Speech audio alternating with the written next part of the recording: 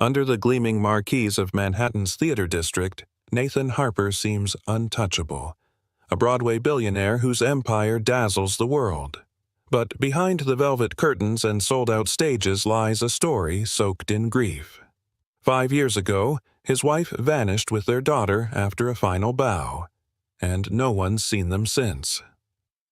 Now, on a quiet Brooklyn street, a pair of familiar eyes stops him cold. A little girl with her mother's fire, begging for coins.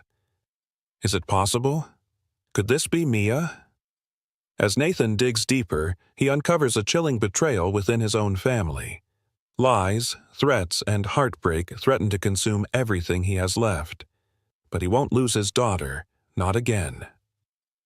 Stay until the end.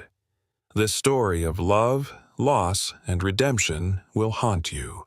Subscribe for more unforgettable stories that pierce the heart and heal the soul.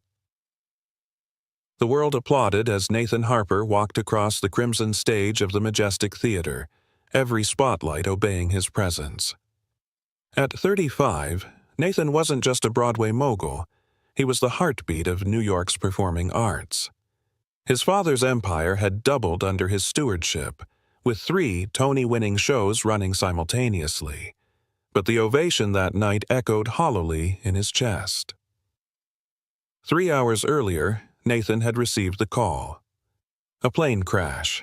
No survivors. His father, his mentor, his fiercest critic, was gone. Nathan stood at the edge of the stage, glass of untouched champagne in one hand, a forced smile pinned to his face. To legacy, he whispered to no one. Backstage, a ballerina danced alone. Elena Torres, slender and fierce, moved with a grace that made silence feel like thunder. Her routine had ended, but she stayed in the rehearsal space, pushing through the motions with a kind of desperate beauty. Nathan watched, transfixed. He wasn't there to scout talent. He wasn't even supposed to be there at all. But something about her presence anchored him in a way grief had not. As the music faded, Elena's chest rose and fell with exhaustion. She turned and saw him. "You're Nathan Harper," she said plainly, brushing sweat from her brow. "Aren't you supposed to be at the gala?" "I was. I left." "Too many cameras?" He gave a hollow chuckle. "Too many people who think applause replaces empathy." She tilted her head, curiosity softening her features. "Who did you lose?" Nathan hesitated. "My father. Today." Her eyes widened. "Then why are you here?" "I don't know. I guess I was looking for something real." They stood in silence, the hum of the city bleeding through the theater's stone walls. Elena didn't offer condolences. She didn't pat his arm or tilt her head with practiced sympathy. She simply said, "Dance with me." And, for the first time that day, Nathan felt something unshattered. Weeks passed. Nathan found excuses to be at the theater daily. Sometimes he brought coffee, other times he just sat in the balcony, watching Elena rehearse. Their conversations weren't romantic at first, they were raw. Nathan told her how his father never said, "I'm proud," how success felt like armor he was tired of carrying. Elena shared her upbringing. Raised by a seamstress mother in Queens, dancing on cracked floors until a local director gave her a scholarship. They were from different worlds, but grief was their translator. One rainy evening, Elena stood outside the New Amsterdam Theater, jacketless and laughing beneath the downpour. "You'll catch pneumonia," Nathan shouted, holding his umbrella. "I'd rather feel something than feel nothing," she called back. He stepped into the rain with her and kissed her. Not everyone approved. Claudia Harper, Nathan's cousin and the company's CFO, watched with disdain as Elena entered Nathan's life. Elena didn't attend galas. She didn't flatter investors. She asked questions, dangerous ones. Why aren't ticket prices lower? Why is your new youth program underfunded? Claudia saw Elena as a threat. "You're falling for a ballet dancer with no pedigree," she scoffed during a quarterly review. "I'm falling for someone who makes me feel alive," Nathan replied, voice calm but resolute. Claudia leaned in. "You're becoming reckless."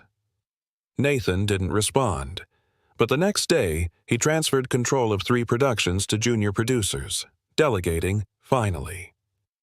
So he could build something new, with Elena. A year later, they were married in a quiet rooftop ceremony. No reporters, just friends, family, and the soft hum of violins beneath a Manhattan sunset. And 6 months after that, Elena gave birth to Mia. A daughter with her mother's bright eyes and her father's stubborn frown. Nathan held her like she was the last fragile truth in a world built on performance. The boardrooms could wait. Broadway could spin without him for a while, because this tiny life wrapped in a yellow blanket, was the only standing ovation he truly craved. He whispered into her ear that night, "You saved me." He didn't know how much he'd need saving again, soon. The seasons turned gently in New York, like stage curtains, falling between scenes. A year after their rooftop wedding, Nathan and Elena Harper had settled into something rare in a city built on performance, a quiet kind of joy. Their brownstone on the Upper West Side wasn't the grandest in the neighborhood, but it was theirs. Inside, the walls echoed with laughter, lullabies, and the rhythmic patter of tiny feet learning to dance. Mia Harper, born on a rainy April morning, had Elena's fierce eyes and Nathan's instinct to question everything. She was the kind of child who clutched ballet shoes tighter than toys, who giggled in her sleep, and who once told Nathan very seriously, "Stars don't blink, they just breathe." Nathan was smitten. Not just with Mia, but with the version of himself he became in her presence. Gone was the overscheduled executive. In his place was a father who sang lullabies off-key, burned pancakes every Sunday, and canceled meetings to catch story time at the public library. Elena, too, bloomed in motherhood. Her nights were no longer spent on stage but in the nursery, rocking Mia while whispering fragments of Tchaikovsky and memories of her mother's hands stitching point shoes late into the night. "I never thought I'd feel this full," she admitted one evening as they lay curled on the couch, Mia asleep between them. Nathan kissed the top of her head. "Neither did I. It's terrifying." She laughed softly. "Why terrifying? Because now I know what I could lose." Across town, in a sleek, high-rise office overlooking Times Square, Claudia Harper sat in silence, twirling a Mont Blanc pen between her fingers. She had once dreamed of running Harper Theatrics, not from the shadows of a spreadsheet, but from the center stage of decision-making. Her father had promised as much, but then Nathan returned from Harvard with charm, vision, and a name too powerful to challenge. Now he was playing house with a ballet dancer. Worse, he was skipping board meetings to attend preschool interviews. Investors had started whispering. "He's distracted," Claudia muttered to herself, "emotionally compromised." She opened her drawer and removed a file labeled E. Torres. Inside was nothing. No scandals, no debt, no secrets. "Too clean," she murmured. She picked up her phone. "Hire someone. A real investigator. I want everything. Family, finances, friends. Everyone has a crack somewhere." "But ma'am—" "Do it," Claudia snapped. "Discreetly. If she's hiding something, I'll find it. And if she's not, I'll create it." Back in the Harper household, life unfolded in little vignettes of wonder. Mia's first words had been Dada, though Elena insisted it was dance.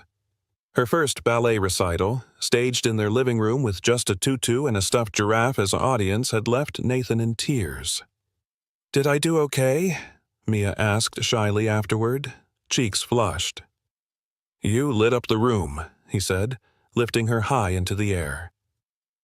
Every moment with her was magic, until the night she fell in the kitchen, scraping her arm against the cabinet handle. Elena scooped her up instantly, calming her with a lullaby, but Nathan saw the scar. It wasn't deep, but it left a faint crescent just below her elbow. A detail he would remember for the rest of his life. Claudia's investigator returned weeks later with no meaningful dirt. "She's clean," he admitted. "Raised modestly, no criminal record, no affairs, no unpaid loans. Elena Torres is exactly who she says she is." Claudia's jaw tightened. "Then fabricate something. Leak whispers, embezzlement, financial fraud, something that puts distance between them." The investigator looked uneasy. "That's dangerous. If it's traced back, I'll pay triple." His hesitation faltered. Greed won. And the first domino tipped.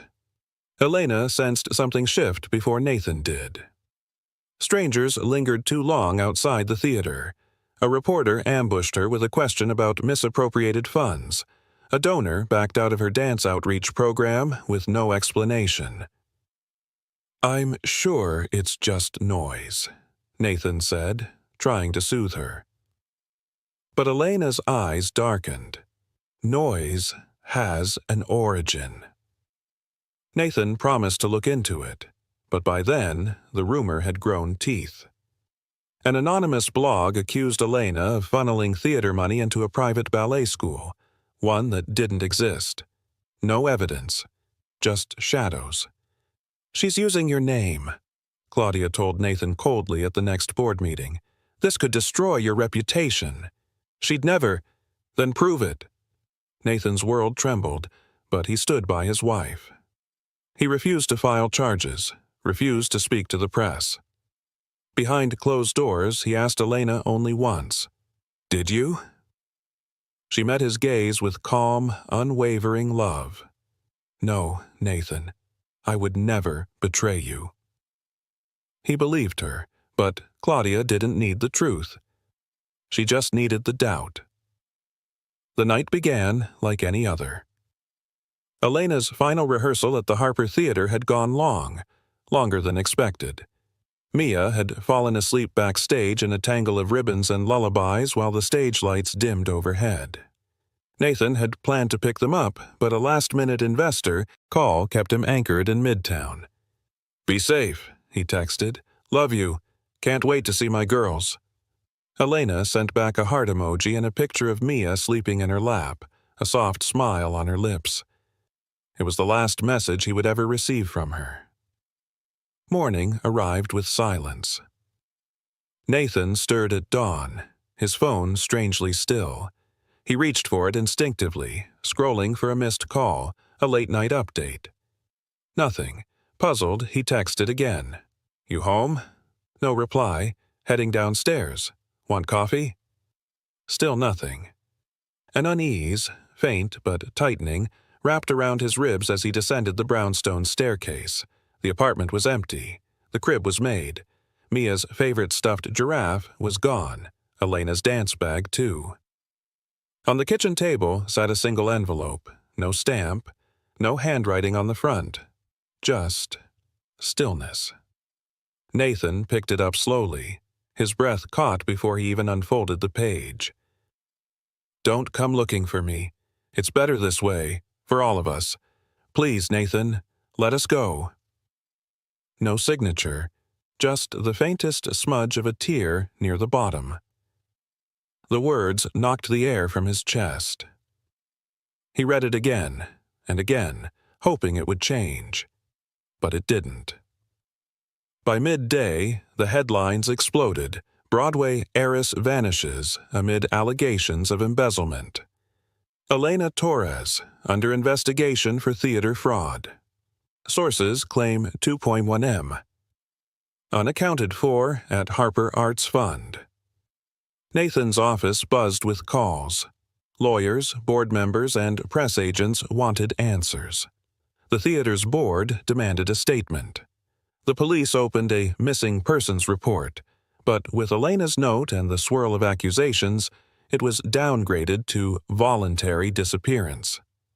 Through it all, Nathan stood still, like marble carved by heartbreak. He refused to speak to reporters, refused to press charges. He only whispered to himself, again and again, she wouldn't leave. Not like this, not with Mia. But no one believed him.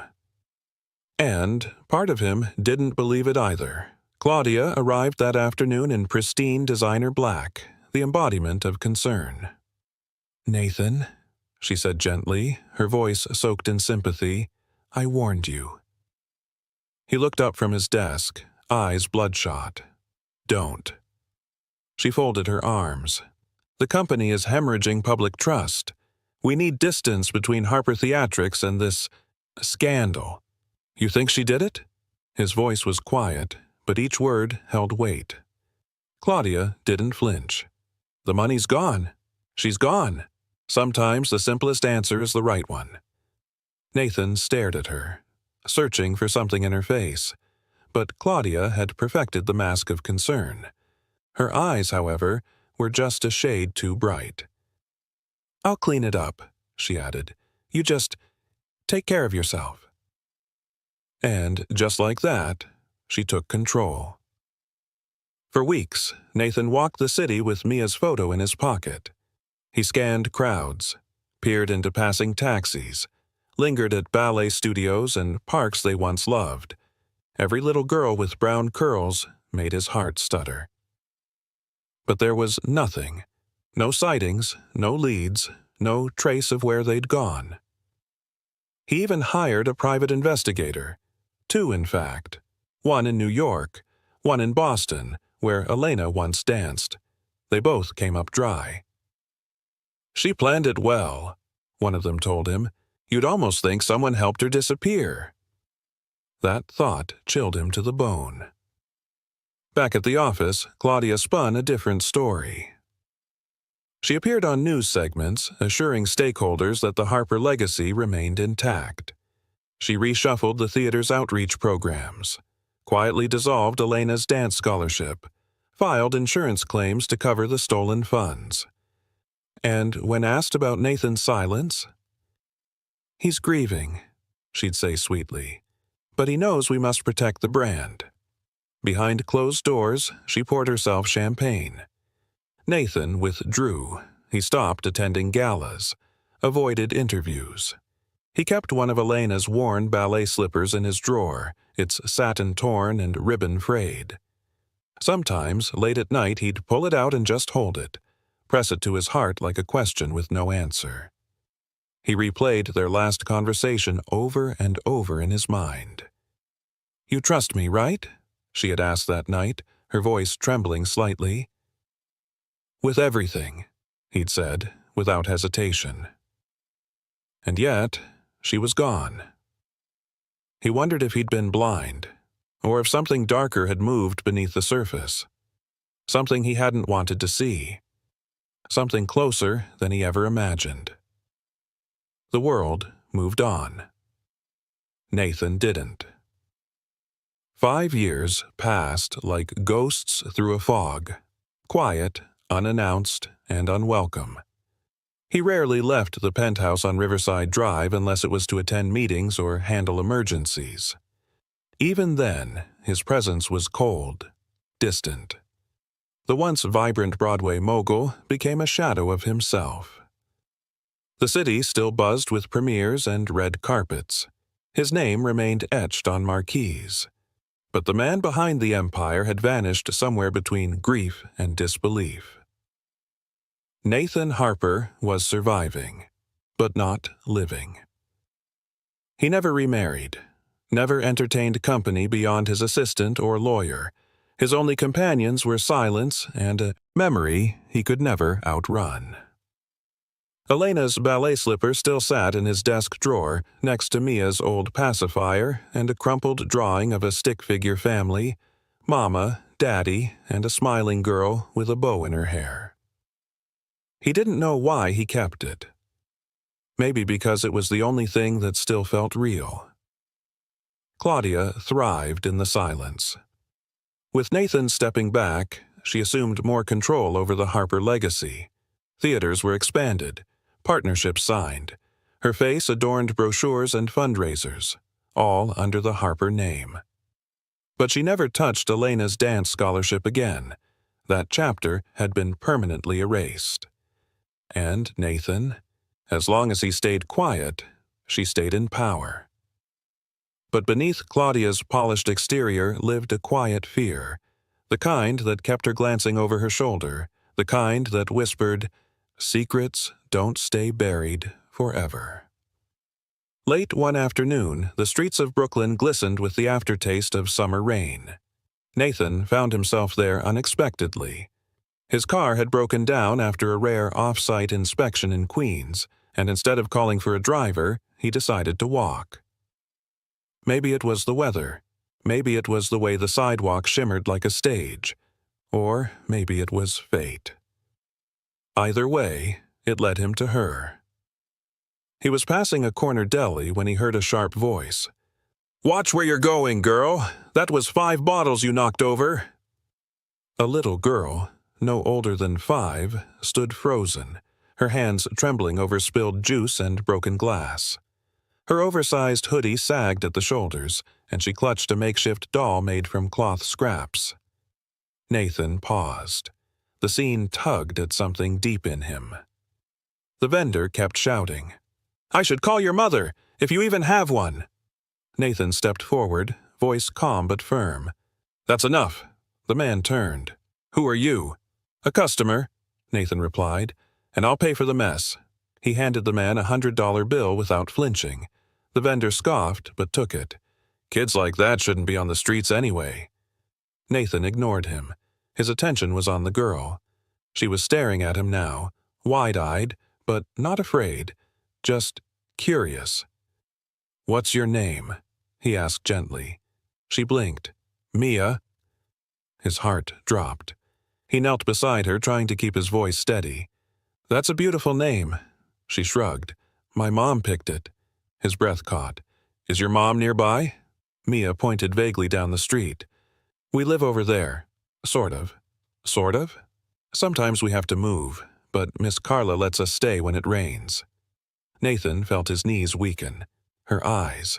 God, her eyes. They were Elena's, every shade of them.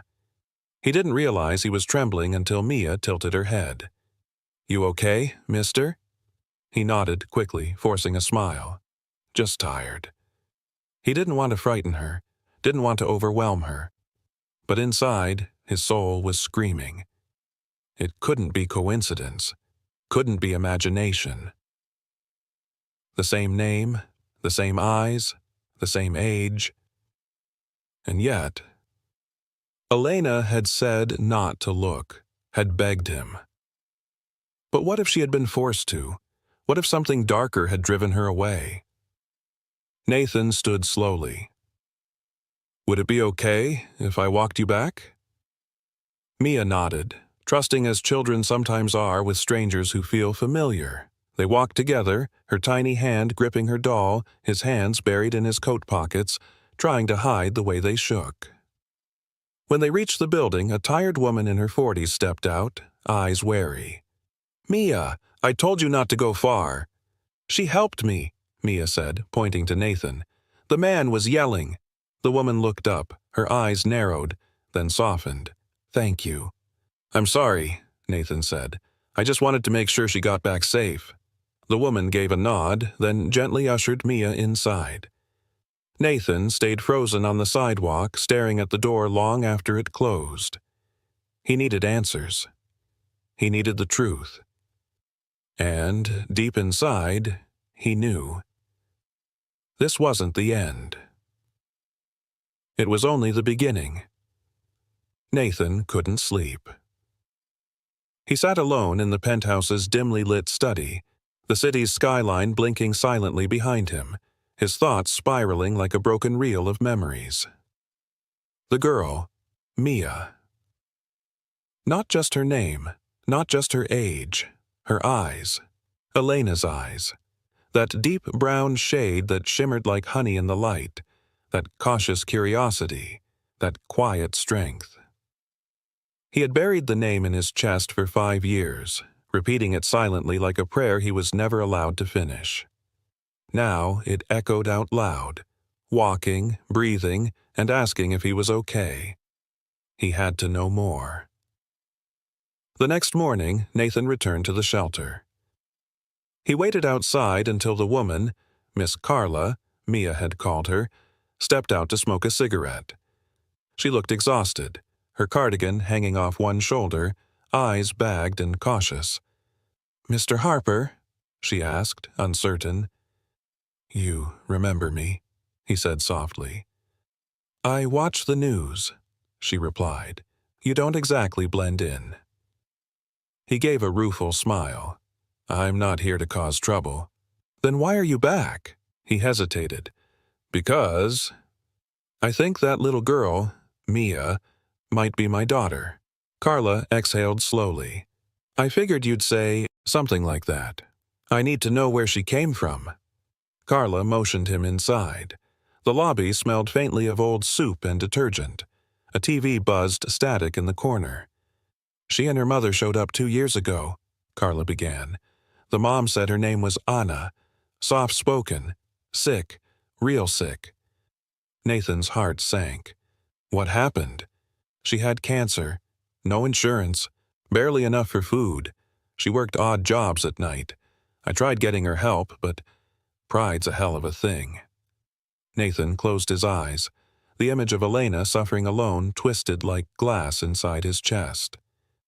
"Did she ever mention me?" "Not directly, but she said something once, about a man who loved the spotlight more than the shadows. I didn't understand it then." Carla gave him a look. "I do now." Nathan swallowed hard. "She passed away at home," Carla continued, her voice softening. "Mia found her in bed, curled up like she was sleeping. She didn't cry, just sat there, holding her hand. Tears stung his eyes. "Why didn't anyone find me?" he whispered. "She left a note, said not to, said it wasn't safe, that people were watching." Claudia, he didn't need proof, he felt it. "How has Mia been?" he asked quietly. "She's strong, wiser than most adults. She doesn't talk about her mom much, but she always wears this little necklace, says it keeps her close." Nathan reached into his coat pocket, pulling out a small, worn photograph. Elena, mid-dance, smiling. Carla looked at it. "That's her." He nodded, voice trembling. "That's Elena, my wife." Silence stretched between them. Finally, Carla said, "Then you better do right by her daughter." That evening, Nathan waited near the playground a block from the shelter. Mia came skipping through the gate with a tattered backpack and her homemade cloth doll tucked under her arm. She sat alone on the swing, legs kicking softly, humming to herself. Nathan approached cautiously. "Mind if I sit?" She glanced over and shrugged. "Sure." They sat in silence for a moment. "I brought something," he said, reaching into his coat. "It's kind of old, but I think you'll like it." He handed her a small music box. She turned the crank. A delicate ballet tune filled the air. Her eyes lit up. "This is pretty." "It belonged to your mom," he said gently. She froze. "You knew her?" she asked, her voice barely above a whisper. He nodded, pain and joy mixing in his chest. "She was the best person I ever knew." Mia looked at the music box, then at him. "I miss her," she said softly. "I don't remember her voice much, just how her hair smelled, like warm vanilla." Nathan bit the inside of his cheek to keep from breaking. "She loved you more than anything," he said. "She would have done anything to keep you safe." Mia looked up at him, brow furrowed. "Why didn't she have help?" "She should have," he said, shame thick in his voice. "But someone made sure she didn't." "Was it you?" "No," he whispered. "But I should have been there.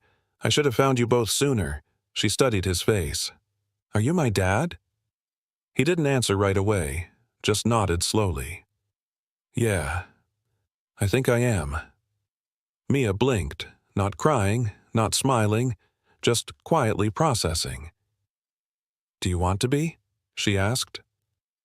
Nathan's heart broke again, gently this time. Yes, he said, more than anything. Mia leaned against him. He wrapped his arms around her, holding her with a reverence he'd never known he was capable of. For the first time in years, he wasn't hollow. He was whole, and he wouldn't let her go again. The next morning, Nathan stood in front of the mirror, tying his tie with trembling fingers.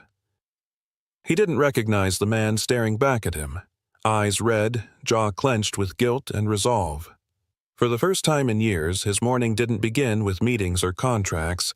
It began with a plan to reclaim something real, something that should have never been lost. Mia. He whispered her name like a sacred vow. She had asked if he wanted to be her father, and without hesitation, he had said yes. Now came the harder part, proving it to the world. Nathan's black SUV pulled up outside the shelter again, but this time he wasn't alone. In the back seat sat his longtime attorney, Camille Hartwell, who had handled everything from shareholder lawsuits to estate mergers, but nothing like this. Camille took off her glasses and leaned forward. You're asking for legal guardianship based on emotional recognition and an assumption. You need proof, Nathan. I'll get it, he said firmly, but I'm not walking away. Camille studied him for a beat. You really believe she's yours? She's Elena's. That's enough for me. Carla greeted them with a tentative smile. She's at school, but I'll let them know you're visiting this afternoon. Can I see her school records? Nathan asked gently. Carla hesitated, then nodded. She's never had a real parent on file. Elena listed herself under a false name, but there's an emergency contact number she gave before she passed. Carla handed Nathan a folded, yellowed slip of paper. His heart skipped. It was his old personal number, the one only Elena had known. I changed this after she disappeared, he said quietly. I thought it didn't matter anymore. Camille's expression softened. That helps. Later that afternoon, Nathan waited outside the modest public school just a few blocks away. When the bell rang, children spilled out onto the steps like a wave of chatter and backpacks. Then he saw her. Mia came out slowly, hand gripping the strap of her worn bag. She looked around, eyes scanning for someone, maybe Carla, maybe just familiarity. Nathan waved. She lit up. They walked together in silence for a while, passing mom-and-pop shops and old brownstones. Mia stopped at a mural of a ballerina painted on a brick wall. She kind of looks like Mommy, she said. Nathan's throat tightened. She does. Mia tilted her head. Do you think she was happy? I think she gave up everything to protect you, he answered. That's a kind of happiness, even if it hurts. She nodded solemnly. I used to dance, she added shyly. Not very well, though. I'd like to see you try, he smiled. She beamed. That evening, back at his penthouse, Nathan stared at a manila envelope. Inside were blood test requisitions, notarized statements, and a DNA testing kit. Camille had insisted, so had logic. But he hesitated. Mia's trust wasn't something he wanted to verify in a lab. It was something he felt with every fiber of his being. Still, the law demanded proof. He drove to the shelter again and asked Carla privately. I won't do anything invasive, he promised. Just a cheek swab. I'll cover all the costs. Carla sighed. She trusts you. I trust her instincts. 3 days later, Nathan's phone buzzed while he sat in his office, staring at a half-written press release about a new Broadway revival. Camille's name flashed on the screen. He picked up instantly. It's her, Camille said, voice choked. There's a 99.997% match. Nathan leaned back, overwhelmed. A slow breath escaped him. She was his daughter. He ended the call and stared out the window, watching the city lights blink against the evening sky. Then something moved in the corner of his vision. A dark sedan, parked across the street, tinted windows, engine idling. Nathan narrowed his eyes. He had seen that same car near the shelter 2 nights ago. A sick feeling crawled up his spine. He grabbed his coat and headed downstairs. By the time he reached the sidewalk, the car had pulled away, vanishing into traffic. That night, Nathan tucked Mia in at the shelter. She had asked if he could read to her again, and he couldn't say no. After she drifted off, he stepped outside with Carla. "There was a car watching us," he said. "Black Lexus, tinted windows." Carla's expression darkened. "You think—" "I know Claudia. She's never let anything stand between her and control, not even blood." Carla swallowed. "What are you going to do?" Nathan's gaze turned steel sharp. "Bring her down, publicly, permanently." The knock came gently, just as the sun was beginning to slide behind Brooklyn's rooftops. Mia opened the door first, then stepped back quickly when she saw Nathan standing there with the 2 takeout bags in his arms and a hesitant smile on his face. "I brought dinner," he said softly. Carla appeared behind Mia. Her face looked more tired than usual, but her eyes warmed. "You didn't have to." "I know," Nathan said, "but I wanted to." They cleared space on the tiny wooden table that had clearly seen better years. The chairs were mismatched, the overhead bulb flickered faintly, and the walls bore faint scuff marks. But the atmosphere inside, while modest, felt real, lived in, safe. Mia sat cross-legged on a kitchen stool, tugging open her carton of noodles. Nathan, watching her closely, asked, "Do you remember a lot about your mom?" Mia tilted her head. "Some, mostly good things. She used to braid my hair every night and hum this song, something from a show, I think."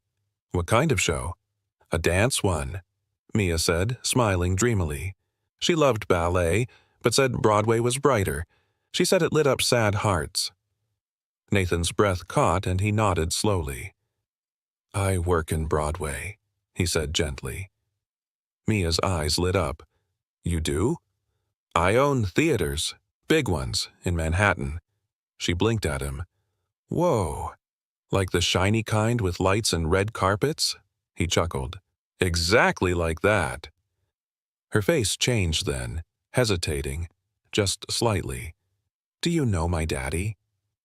The question was a whisper, and it landed like a punch in his chest.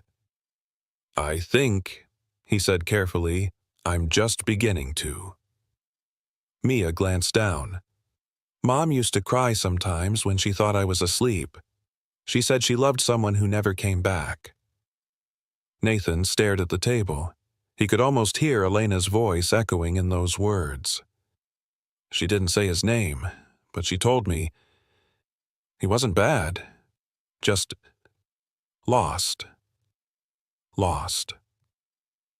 That one word undid him. His fingers curled tightly around the edge of the carton, knuckles pale.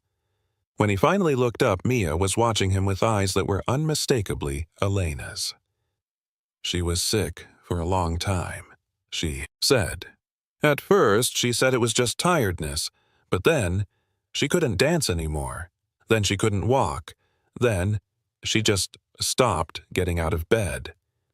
Nathan didn't speak. He couldn't. "She never let me see how bad it was.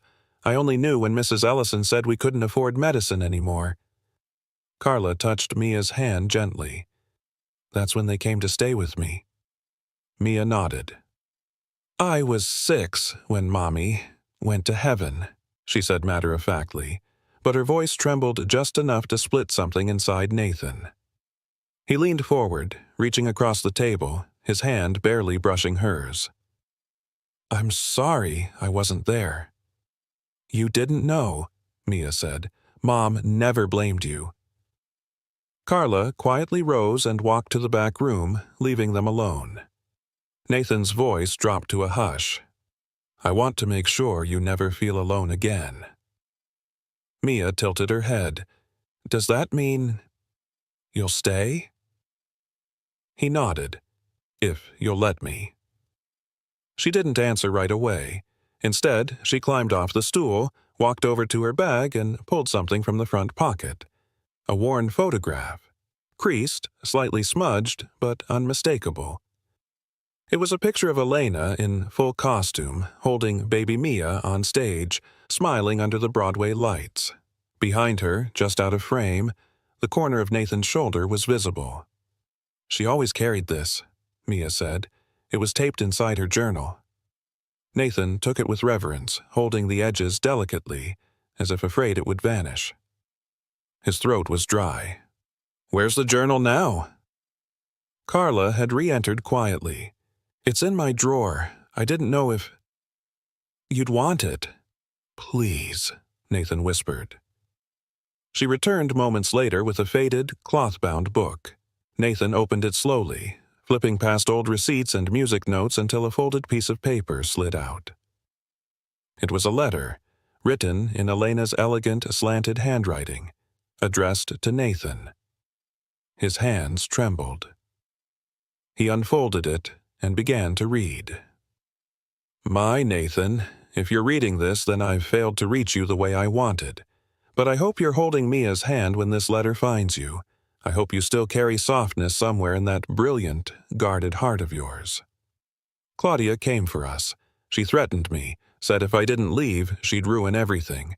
She froze our accounts, cut off help, and told me the world would never believe me.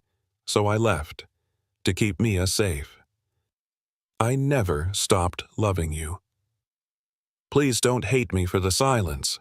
I only wanted her to have a life without fear. You were always the light on my stage." Elena, when he finished, his hands fell to his lap. Tears slipped quietly down his face. Mia sat beside him now, her small hand resting gently over his. "Do I still have a daddy?" she asked softly. He didn't answer with words. He wrapped his arms around her and held her, fiercely, protectively, as if anchoring himself to the only truth that mattered now. "You always did," he whispered. Nathan Harper wasn't the same man when he stepped out of Carla's apartment the next morning. The ache that had hollowed him for 5 years now burned with clarity, rage, guilt, and a fierce paternal resolve. He had spent the night lying on the floor beside Mia's cot, listening to her steady breathing. In the quiet, he had reread Elena's letter a dozen times, committing each sentence to memory. And when the morning light finally crept in through the cracked blinds, he made a silent vow. Claudia would not get away with it. Back in Manhattan, Nathan didn't return to his penthouse. He went straight to a modest office on East 43rd, the kind of place you only visited when you wanted answers kept off the record. Leo Hart was waiting, leaning back in a chair that squeaked whenever he breathed too hard. His walls were plastered with old crime scene photos, jazz posters, and yellowed newspaper clippings. He was one of the best, an ex-investigative reporter turned private detective, with a gut instinct sharper than most attorneys. "You look like hell," Leo said, sitting up. "I just found my daughter," Nathan replied, "and the woman who nearly destroyed her life shares my last name." Leo's smirk vanished. "Claudia?" Nathan nodded grimly and handed him the letter from Elena. Leo read it slowly, his brows tightening. "You want this quiet or loud? Start quiet, then make it thunder." Over the next few days, Leo worked in silence while Nathan returned to the theater under the pretense of business as usual. But the mask he wore for the board, for the press, for the employees, none of it could hide the storm building underneath. Leo called on the 4th day. "She locked Elena out financially within 24 hours of your father's will being finalized," he said flatly. "Used a corporate clause to freeze your accounts during your overseas expansion. Elena's name vanished from every payroll log within a week." Nathan gripped the phone so tightly his knuckles ached. "Did she do it herself?" "No. She used a ghost firm, Vega Solutions, but the paper trail's weak. Strengthen it. Leo didn't need prompting. The next evening, he returned with more. Found a scared assistant, former HR rep. She remembers Claudia giving verbal orders to scrub Elena's access. Will she talk? She's halfway there, but she's terrified. Claudia's got reach. Nathan stared out the window. The city sparkled beneath him, oblivious to the rot clawing at his family legacy. That night, Nathan called Clara Martinez, the longtime house manager at the Broadway house where Elena once danced. She sounded hesitant but agreed to meet at a small coffee shop on the Upper East Side, just before closing. Clara looked older than he remembered, lines deeper, voice more brittle. "I didn't know what to believe," she said after he explained everything. "Claudia said Elena forged invoices, claimed she was siphoning grant money. She never did she?" Clara shook her head. "No, I checked the records. Nothing ever showed up. But Claudia threatened to restructure the team if I asked questions." Nathan exhaled sharply. "Why didn't you come to me? You weren't here. And when you finally returned, you weren't the same. You barely looked up from your desk. You were grieving, Nathan, but you looked untouchable." Her words cut, but they rang with truth. "I still should have seen it," he said quietly. Clara looked down at her coffee. "You loved her. That made you blind. Same as me." Before leaving, she placed something in his hand. A copy of a stage schedule, Elena's last. Handwritten notes, a doodle of a little girl in a tutu, and a postscript at the bottom. "Final show before everything changes. For Mia." Nathan stared at it long after she was gone. Back in his car, his phone buzzed. A message from Leo. "Got something big. Meet me tonight. Alone." The warehouse Leo used as a side office was dark except for the flickering blue glow of a laptop screen. Leo barely looked up as Nathan entered. "I pulled the registration for Vega Solutions," he said. "Shell company, as expected. But guess who signed the original incorporation papers before they got buried under 5 layers of proxies?" He turned the laptop toward Nathan, Claudia Harper. A photo attached, a blurry scan, but unmistakable. "She made it look like Elena ran," Leo continued. "But she cut her off first. No bank access, no credit. Then she fed lies to your PR team and planted fake invoices. Made it impossible for Elena to fight back." Nathan's face hardened. "And Mia? She never had a chance. Claudia blocked every medical request filed under Elena's name, said she wasn't authorized." Nathan closed his eyes. His fists trembled. "She could have lived longer," he whispered. Leo said nothing. After a moment, Nathan opened his eyes again. "Get it all. Bank records, hospital logs, employee statements. I want Claudia to drown in what she did." Leo nodded. "She will." As Nathan left the warehouse, the cool night air bit at his skin, but inside he burned with purpose. Elena had fought to protect their daughter. Now it was his turn. Nathan stood in his late father's study, silent, wood-paneled, filled with the scent of aged leather and dust. It was the one room Claudia never touched. Inside an old music box, tucked beneath faded sheet music, he found it, a small envelope addressed to him in Elena's familiar script. The ink was smudged at the edges, as if she'd wept while writing. His breath caught in his throat as he unfolded the letter, fingers trembling. "Nathan, if you're reading this, then I've failed to protect us. I didn't want to leave, but Claudia made it clear. I had to disappear. She told me she'd ruin you if I stayed, that she'd make it look like I stole from the theater. She held the power, and I was naive to think love could shield us. I thought about telling you everything, but every time I tried, she was there, watching, threatening. And then came the worst blow. She cut off all access to Mia's care, said we were no longer authorized under your name. I begged her, Nathan. On my knees. She told me I could either vanish, or Mia would vanish instead. I chose to run. Please don't hate me. Mia deserves better. If by some miracle you find her, hold her close. Tell her I danced for her every night, even when my bones ached and the lights dimmed. Love always. Elena, Nathan pressed the letter to his chest. The room spun around him, and he dropped to the floor, overwhelmed by sorrow and fury. Claudia had not just orchestrated a lie, she'd orchestrated suffering. By morning, he had it all laid out. A digital folder with audio recordings from Leo, financial statements, witness affidavits, and now the letter.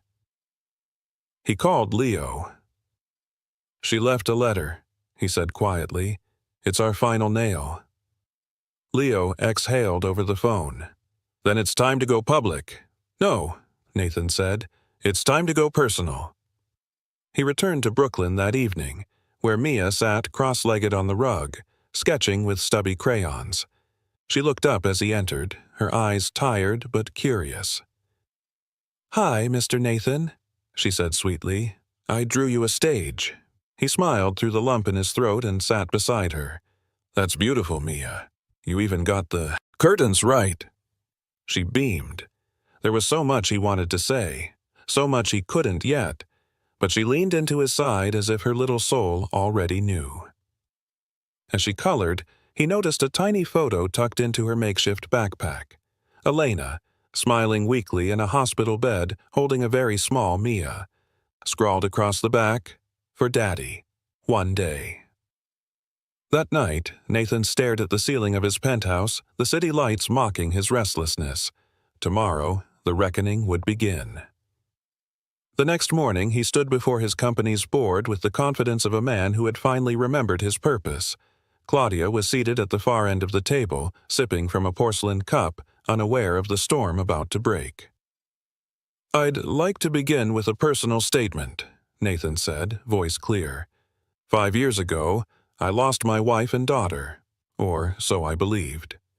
Claudia shifted slightly, her smile faltering. He turned on the projector.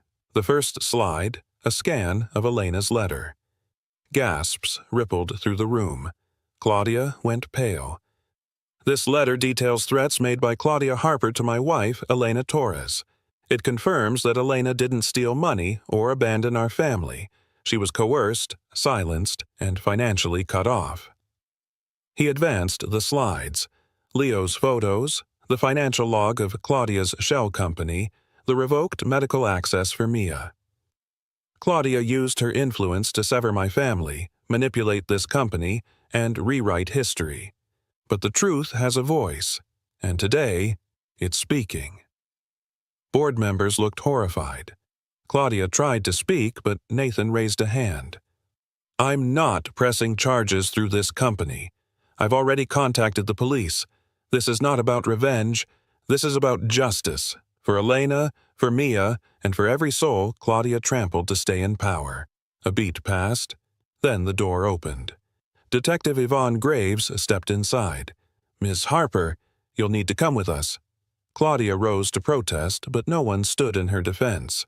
As she was escorted out, she shot Nathan one last venomous look, but it fell flat. Afterward, in the quiet of the boardroom, no one moved. Nathan finally exhaled. "Let's get back to building something worth our name."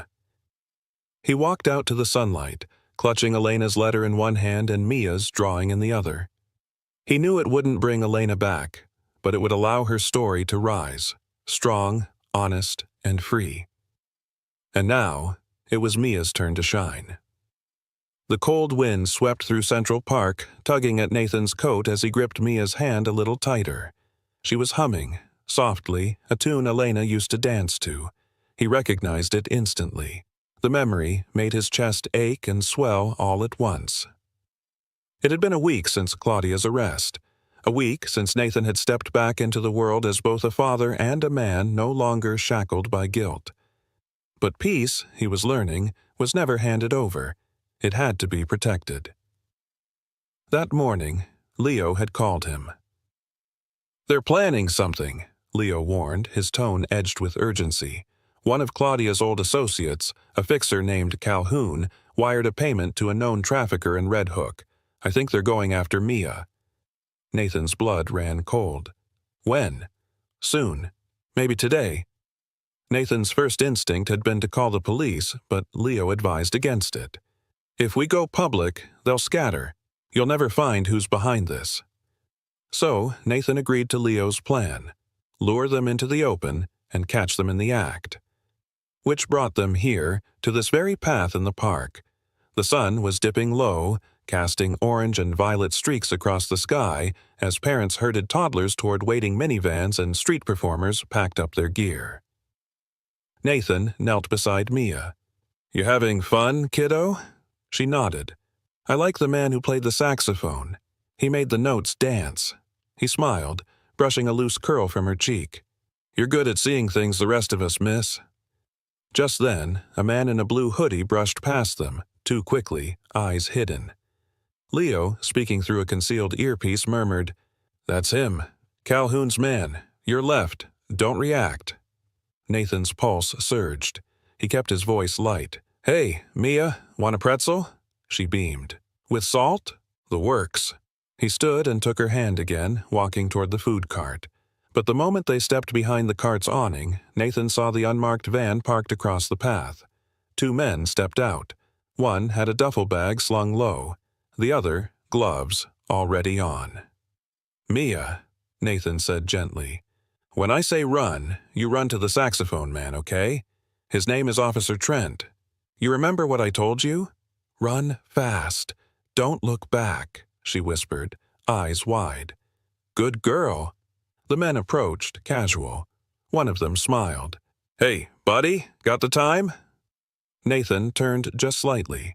"No, but I've got something else." And just like that, screams erupted. A team of plainclothes officers swarmed in from every angle, Leo at the helm. Mia bolted toward the undercover cop with the saxophone case. The men tried to flee, but the park erupted in chaos and cuffs within seconds. One of them, snarling, shouted, "Claudia's not done!" Nathan lunged forward before the officers could restrain him, grabbing the man by the collar. "You are." His voice was low, seething, and so is she. The man was hauled away. Nathan collapsed onto a nearby bench, head in his hands. He felt like every muscle in his body had been pulled taut for days, and only now, in the aftermath, was beginning to release. Mia came running back, flinging herself into his arms. "Did I do good, Daddy?" It was the first time she'd called him that. He froze, then slowly wrapped his arms around her, pressing his cheek against her hair. "You did. Perfect," he whispered, his voice cracking. "You were so brave." Nearby, Leo gave a nod of approval, then slipped away into the shadows to manage the press and cleanup. Later that evening, Nathan tucked Mia into bed in her new room. Soft white walls, twinkling lights on the ceiling, and a bookshelf already half filled with her favorite stories. "Can you read me the ballet book again?" she asked, pointing to Elena's worn copy of The Red Shoes. He sat beside her, opened the book, and began reading in a low, steady voice. Halfway through, she was asleep, one tiny hand resting on the page. Nathan stared at her, really stared. For years, he'd told himself he was too broken to be a father, too consumed by the ghost of what he lost. But here she was, breathing, dreaming, whole. His second chance. He rose, closing the door behind him with a gentle click. And that night, for the first time in years, Nathan Harper slept without the weight of silence pressing against his chest. The ornate red curtain of the Harper Grand Theater hung still, velvet heavy with years of performance and legacy. Nathan stood just behind it, the distant hum of the gathering audience seeping through the fabric like an anxious heartbeat. This wasn't a show. This was something far more final. Tonight wasn't about art. Tonight was about truth. Claudia had returned to the theater that morning, brazenly, as if her failed plot had never happened. Her calm demeanor, her measured steps, and her smug little smirk infuriated Nathan more than any outburst could have. But he wouldn't let anger steal the moment, not this time. He adjusted his tie and nodded to Leo, who stood off stage holding the slim folder that had become their weapon. Inside were the letters Elena had written, audio recordings from coerced employees, bank transfers, and a shell corporation connected to Claudia's name. Enough to level her world. The theater lights dimmed. A spotlight warmed the center of the stage. Nathan stepped forward slowly. "Good evening," he said, voice steady, echoing gently across the historic room. "Tonight, we were meant to celebrate the revival of Elena's Flame, a ballet that was more than choreography. It was my wife's soul on stage." He paused. The audience, a mix of the theater patrons and company employees, leaned in. "But behind every curtain, there are shadows. For 5 years, I believed my wife had abandoned me, that she took our daughter and disappeared." Murmurs rippled through the crowd. "I believed it because someone I trusted poisoned my grief with lies." Claudia, seated in the front row, crossed her arms. She tilted her chin, unbothered. Nathan continued, stronger now. "I stand here, not just as a father or a producer, but as a man who was deceived. Elena didn't run away. She was driven away. She died because someone made sure she couldn't reach me. Someone who wanted control. Someone who wanted everything I had, even if it meant destroying a mother, a child, a family." He gestured to Leo, who walked down the side aisle, folder in hand. With theatrical timing, he passed it to the 2 detectives waiting quietly near the wings. "I present sworn statements, financial trails, and a confession written by Elena Torres before she passed. They all point to Claudia Harper, my cousin, my former partner, as the orchestrator of this betrayal." Gasps filled the room. Claudia's face drained of color.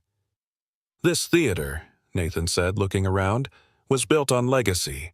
But tonight, I choose integrity over inheritance, truth over tradition." The detectives approached Claudia.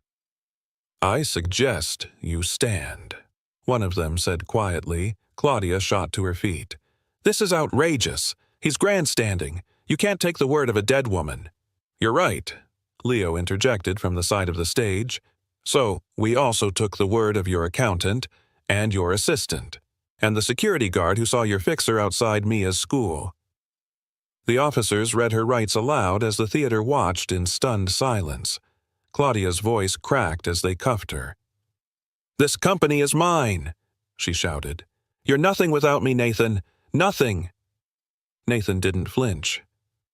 "You're wrong," he said quietly. "I was nothing when I believed you. I became something again when I found my daughter." As Claudia was led away, the applause began. First one person, then a few more. It wasn't the roaring kind that follows a final bow, but the kind that rises from the heart when people witness courage. Nathan's hands trembled slightly as he stepped down from the stage. The entire theater glowed brighter than it had in years. He felt it in the air, the silence between scenes, the moment before the lights go out and everything changes. Mia waited in the wings, holding a single white lily. She ran to him, arms wide. "Is the bad lady gone now?" Nathan knelt and scooped her up. "She is, sweetheart, forever." She placed the lily in his hand. "For Mommy." He kissed her cheek, voice shaking. "Let's go take her home." That night, as they left the theater together, the city lights felt less sharp, less cold. Nathan walked beside his daughter, no longer burdened by shadows, only the quiet promise of a new beginning. The spring breeze off the Hudson carried a softness that Manhattan rarely offered. Tulips lined the pathways of Riverside Park, and for once Nathan Harper wasn't rushing to a meeting, dodging phone calls, or consumed by memories of what he had lost. Today, He simply held Mia's hand. They strolled slowly, her small fingers wrapped tightly around his as she skipped in time with her hum, a melody she said her mother used to sing while brushing her hair. Nathan didn't know the tune, but he learned every note by heart. It had been 6 weeks since Claudia's arrest. 6 weeks of silence from the press and healing within the Harper household. 6 weeks of paperwork, long talks with lawyers, and tearful moments that turned into shared laughter between a father and daughter who were learning each other from scratch. Today marked something more. "Are we going back to the big house again?" Mia asked, her eyes wide as they reached the tree-lined entrance of the Harper estate on Central Park West. Nathan smiled. "Yes, but this time, it's not just a visit. It's our home now." Mia slowed her steps. "All the time?" He knelt in front of her, leveling his eyes with hers. "All the time, baby girl. This is your room, your backyard, your space to grow and dance and read as many books as you want." Her lips trembled. "And you won't go away like before?" "I promise." His voice broke, and he didn't hide it. "No meetings, no flights, just us." She threw her arms around his neck, and for a long moment the weight of 5 lost years fell away in that embrace. Later that afternoon, Nathan stood at a podium in the same theater where his heart had once shattered. Now it pulsed with something new. A backdrop of violet silk and soft gold lights shimmered behind him. To his right stood Mia, in a pale blue dress with white ballet slippers. "To those of you joining us tonight," Nathan began, his voice warm, "thank you for believing that art, like people, can heal." He gestured behind him, where the freshly engraved sign now read, "The Elena Torres Foundation for the Arts." "This foundation isn't just for performance," he continued. "It's for passion. For the kids who never get a chance to stand on a stage. For the children with music in their bones and paint in their dreams, who just need someone to open a door." He paused, letting the applause fade. "It's also for one dancer, whose love changed my life. Elena gave the world grace, even when it didn't give her much in return. She believed in light, even when surrounded by betrayal." He glanced at Mia, whose eyes filled with proud tears. "And this is for the little girl who survived everything and still learned to smile." That evening, performances from local children lit up the stage. A 9-year-old violinist brought the crowd to its feet. A trio of dancers from the Bronx moved with breathtaking emotion. In the front row, Mia clapped wildly, leaning into Nathan's shoulder between sets. During intermission, Nathan sat beside her, watching her scribble notes in a tiny sketch pad. "What are you writing?" he asked. "A story," she said confidently. "It's about a girl who finds her daddy again, and he builds her a theater, and they name all the seats after moms who were artists." Nathan blinked away tears. "That's a beautiful story." She looked up at him with Elena's exact eyes. "You think Mommy would like it?" "I know she would." Later that night, when the last guest had left and the lights dimmed across the Upper West Side, Nathan tucked Mia into bed inside her new room. The walls were lavender, the shelves already full of donated books, and the stuffed animals she never let go of. At her bedside sat a framed photo of Elena in her final performance, mid-pirouette, arms like wings. As he pulled the blanket to Mia's chin, she whispered, "I think we're okay now." He brushed her hair back gently. "We are." She closed her eyes. "Good night, Daddy." "Good night, my little light." Nathan walked to the balcony outside his own bedroom and stared out at the city skyline. For the first time in years, he didn't feel haunted. He felt hopeful. Beneath the quiet glow of the Broadway lights, father and daughter began again, not by erasing the past, but by honoring it, and building something stronger in its place. Something honest, something whole. And above it all, the spirit of Elena danced quietly, eternally, in every light that would never fade again.